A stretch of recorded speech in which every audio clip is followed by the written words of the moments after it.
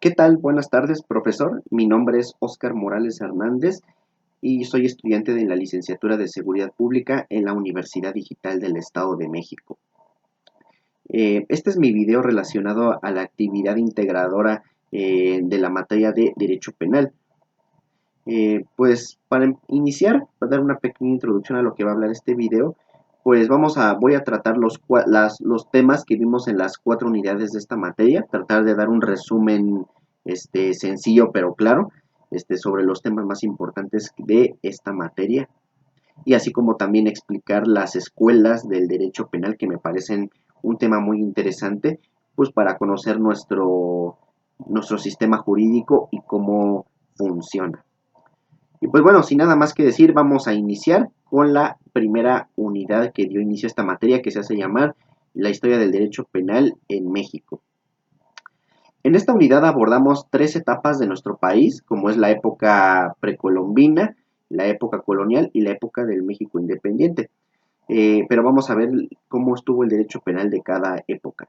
En la época precolombina tuvimos el derecho penal precortesiano, ya que el derecho penal precortesiano pues se desarrolló en la época, de las culturas mesoamericanas, como es la azteca, la maya, tarasco, etcétera, para pues, poder imponer, ¿no?, sanciones, castigos a las personas que cometieran algún delito.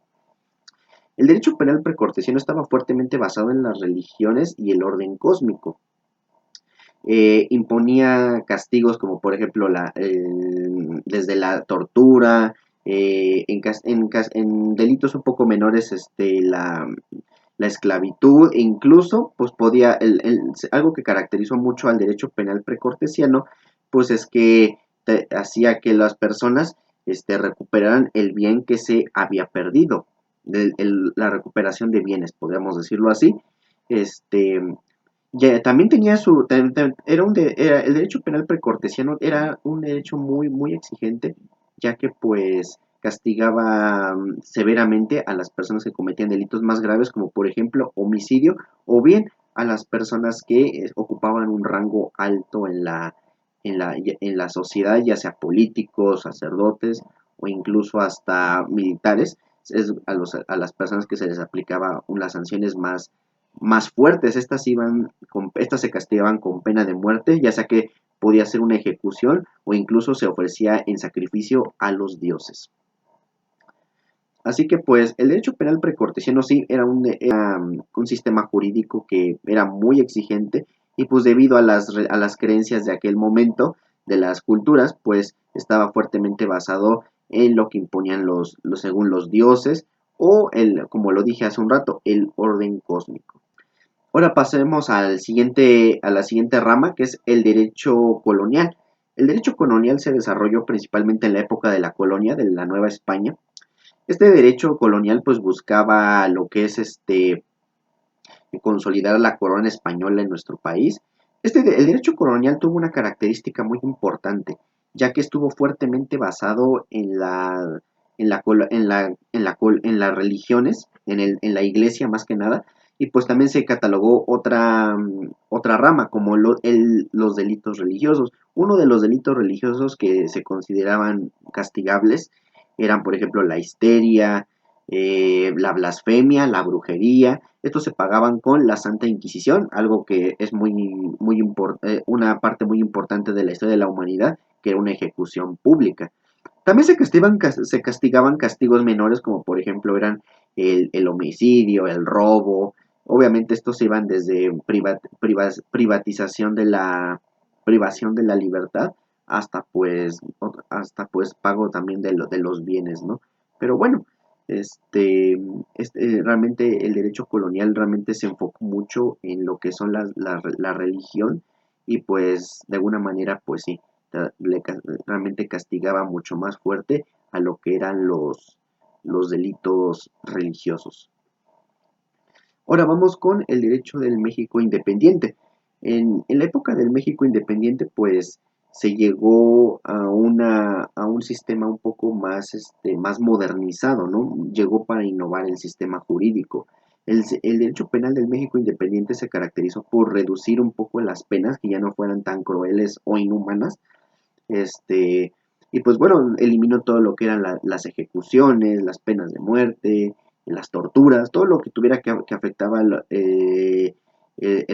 todo lo físico de una persona, y pues la pena máxima solamente era la privación de la libertad del agresor. En este caso, pues era encerrarlo en cárcel. Aquí es donde se implementaron también las primeras medidas de rehabilitación. Así que pues el derecho penal independiente pues realmente pues llegó a modernizar todo lo que era los antiguos derechos penales, además de que también otra característica muy importante que tuvo es que en el derecho penal del México independiente se publicaron los primeros códigos penales que hubieron en nuestro país. Así que, y también se le considera que es un preludio de nuestro derecho penal actual. Pues bueno, estos son los temas más interesantes de la unidad 1, de lo que abarcó realmente. Ahora vamos a pasar a lo que fue la unidad 2, que se llamó Generalidades del Derecho Penal. El derecho penal, pues es una rama del derecho que se encarga de sancionar a infractores que alteran el orden público, que cometen delitos, y pues promueve, ¿no? la, la justicia y que haya paz social en nuestra sociedad, ¿no? Pero tiene algunas generalidades que me parecieron muy interesantes y que esta unidad tocó de manera pues muy importante. Una de ellas fue el derecho penal sancionatorio, que se encargaba, pues, como su mismo nombre lo dice, pues se encarga de sancionar a los infractores. Impone penas, castigos, elige qué tipo de castigos van a recibir las personas que hayan cometido un delito, y pues bueno, se encarga también de que haya esa justicia, ¿no? Otro punto importante, dice, ¿no? Es el derecho de penas, que este tiene como meta, pues, mantener un equilibrio entre lo que son los castigos y la prevención, ¿no? Previene lo que son los delitos, así como también evita que ocurran y pues trata de darles programas de rehabilitación a los infractores. Eh, y otro punto muy importante de las generalidades del derecho es que tenemos dos definiciones importantes, dos definiciones que me parecieron muy interesantes. Una de ellas es el derecho penal objetivo, ya que este pues se encarga de establecer medidas que castiguen conductas que pues puedan alterar el orden público, ¿no? Sanciona y trata de advertir a la población sobre las consecuencias que tiene pues cometer delitos, ¿no? Otro punto muy importante es el derecho penal subjetivo, ya que este impone a través del Estado las sanciones y los castigos que puede haber si se llegara a cometer un delito. Prácticamente se le da poder absoluto al Estado de decidir qué tipo de castigos se merecen todas las personas que cometan algún delito. Eso sí, siempre y cuando tiene que respetar los derechos fundamentales y mantenerse pues bajo las normas, ¿no? Las leyes. Uno de ellos es respetar los derechos humanos. Pues bueno, esta es una de las generalidades del derecho penal más importantes que tocó esta unidad. Ahora pues vamos a lo que es la unidad 3, que es el delito y la aplicación de la ley penal. El delito, pues aquí se nos dio una pequeña definición de lo que es el delito. El delito, pues, es una conducta, dice, ¿no?, que es sancionada por el sistema jurídico y que, pues, altera el orden social, ¿no? Puede afectar a una persona en cualquier aspecto de su vida. Pero hay leyes que son aplicables para castigar este tipo de conductas. Una de ellas, pues, está en la aplicación de las leyes, pero esta aplicación de las leyes, pues, tiene distintos tipos de aplicación. Una de ellas, dicen, puede ser lo que es la validez espacial. La validez espacial, dice, ¿no? Pues se refiere a cómo se efectúa una ley, ¿no? Tiene un efecto geográfico. Por ejemplo, si una ley está establecida aquí en el Estado de México, pero a lo mejor no en la Ciudad de México, entonces ahí es cuando ya afecta el lugar del espacio, ¿no? El lugar geográfico. Aquí pues, estas pueden ir pueden tener un carácter ya sea federal, estatal o incluso hasta municipal en algunos casos. Así que pues sí, podemos decir que este tipo de leyes pues se aplican en lugares pues muy específicos. Otro tipo de validez que tienen las leyes pues está en la validez temporal. Esta pues se aplica principalmente pues pone el tiempo en el que se aplica una ley cuando entra en vigor, las mantiene vigentes y actualizadas, evita que pues agarren de manera sorpresiva a las personas y pues trata de que esta ley se mantenga, elige el tiempo en el que se va a mantener en vigor. Y por último tenemos la validez personal.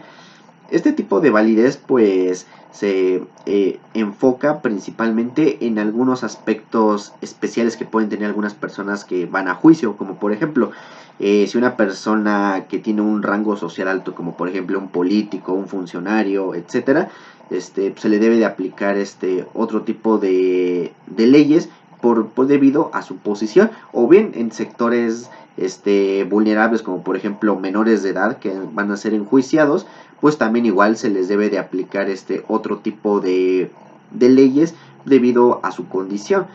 La validez personal pues se encarga principalmente de mantener un equilibrio, si bien trata de hacer justicia, pero también respeta las condiciones de este tipo de personas, para llegando al objetivo final, como vuelvo a repetir, es la justicia. Y pues bueno, estos son los temas más importantes de la unidad 3, pasando a lo que es la unidad 4, la teoría de la pena. La pena, o las penas más bien, son los castigos, las acciones que se imponen para cómo se debe sancionar a los infractores. Estas pueden ser desde temporales o en casos más graves, en delitos más graves, pueden llegar hasta tiempo indefinido, incluso algunas ni siquiera llegan a terminar.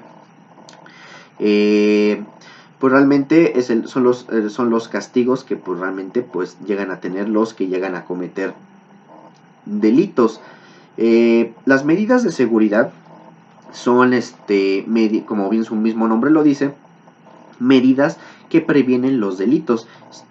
Se preocupan tanto por el cuidado de las personas, la sociedad, tanto como incluso para los infractores. Las medidas de seguridad previenen que los infractores pues no cometan más delitos, les instala programas de rehabilitación para que puedan reintegrarse a la sociedad. Por ejemplo, también los ayuda a reducir sus castigos. Un ejemplo, vamos a decirlo rápido, es cuando una persona que tiene una enfermedad mental cometió algún delito, pues entonces estas medidas aquí intervienen para que ante un jurado, para elegir qué tipo de castigo se le debe de poner y no sea tan severo. En lugar de ir a la cárcel, pues por ejemplo internarlo en un hospital psiquiátrico para que reciba tratamiento y así mejorar su salud.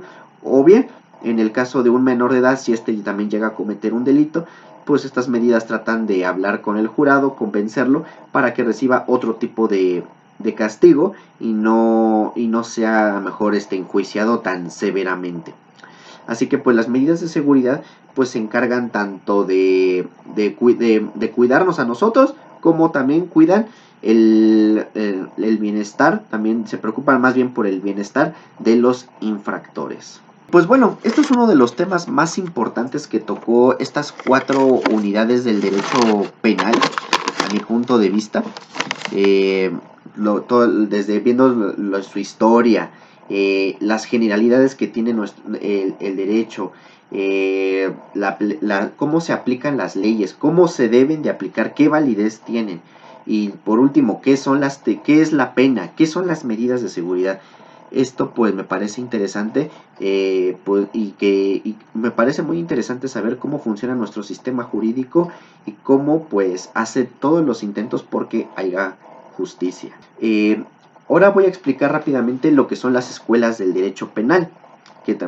La escuela clásica, esta surgió en el siglo XVIII y uno de sus principales desarrolladores fueron los juristas Cesare Beccario y Francesco Carrara.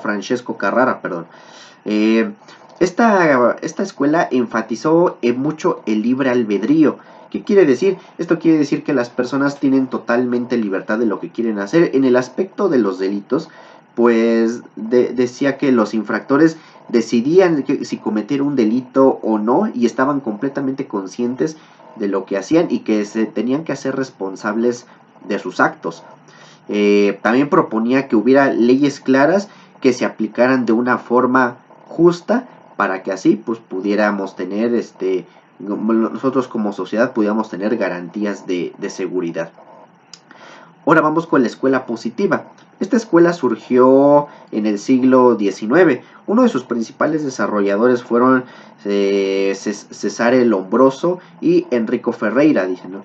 Esta, al contrario de la escuela clásica, la escuela positivista o positiva, como le quieran llamar, pues sostiene que esta niega el libre albedrío para empezar, y sostiene que los delitos tienen causas biológicas, sociológicas y psicológicas. Realmente esta escuela se enfocaba más en estudiar a los delincuentes y no tanto los delitos. Proponía lo que eran medidas de prevención, tanto para cuidarnos a nosotros como la sociedad, y también proponía programas de rehabilitación para los infractores, ya que pues como lo vuelvo a mencionar, se enfatizaba más en el estudio de los infractores y trataba de reintegrarlos a la sociedad. Y por último, la escuela ecléctica.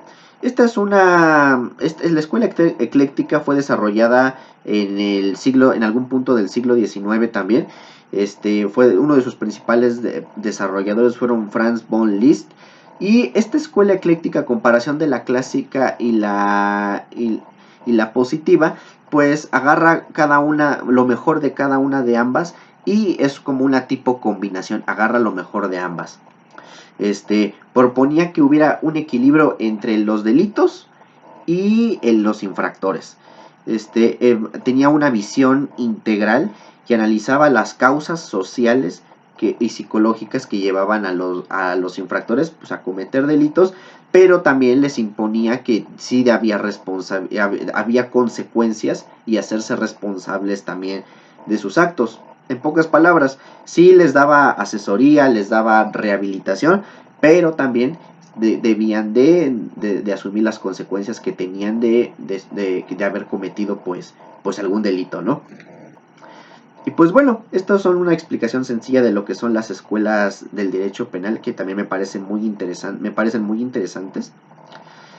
La reflexión que yo tengo sobre este tipo de temas, o más bien de esta materia, es que pues me pareció muy importante analizar cómo funciona nuestro sistema penal, y más en nuestro país. Puede que a lo mejor a veces funcione, a veces no, puede haber inconformidad, a veces conformidad, pero bueno, al final está ahí para mantener un orden y que podamos tratemos más bien de tener un ambiente pues de paz, ¿no? En nuestra sociedad. Yo creo que está bien que aprendamos, si en algún momento, ojalá que no nos veamos en una situación así, pues sepamos qué hacer, ¿no? No nos agarren no nos agarren sin saber nada, ¿no? Y qué bueno que personas que están en este ámbito pues se preocupen, ¿no? por la seguridad y por hacer justicia. Puede que a lo mejor no sea perfecto, pero yo creo que es bueno que esté ahí para imponernos orden y advertirles a los infractores que hay consecuencias. Y así que pues esa es mi reflexión que tengo sobre los temas abordados. Y pues mis referencias que yo tengo principalmente para este tema pues son las siguientes: Porto, GP, Garday, 2009, marzo 30, pena, definición de la pena. Tema 8, clases de pena, Universidad de Cádiz, recuperado del 10 de noviembre del 2024. Otra de mis referencias, tengo la aplicación de la ley USA APA 2016, delito, concepto, elementos y tipos de prevención, 14 de noviembre de 2024. García 2023, junio 1, derecho penal, conceptos fundamentales y el ejemplos para estudiantes y Derecho Penal 2019, enero 2, justicia. Y definición del derecho penal 2024, octubre 4, abogados, dicen, ¿no? Paladino Pedón. Y por último, Gómez en 2011, vigencia temporal de la ley penal, y Ramírez Islas de González, 1970, la lógica del tipo en el derecho penal, editorial Jurídica Mexicana. Y pues bueno, a todas estas referencias que me basé, pues les agradezco porque pues me permitieron investigar más sobre este tema, en poder darles una explicación sencilla sobre lo que trató esta materia, lo que es el derecho penal y sus respectivas definiciones y raíces. Espero que este video haya sido pues de su agrado. Nos vemos pues en la siguiente clase y que tengan una excelente tarde.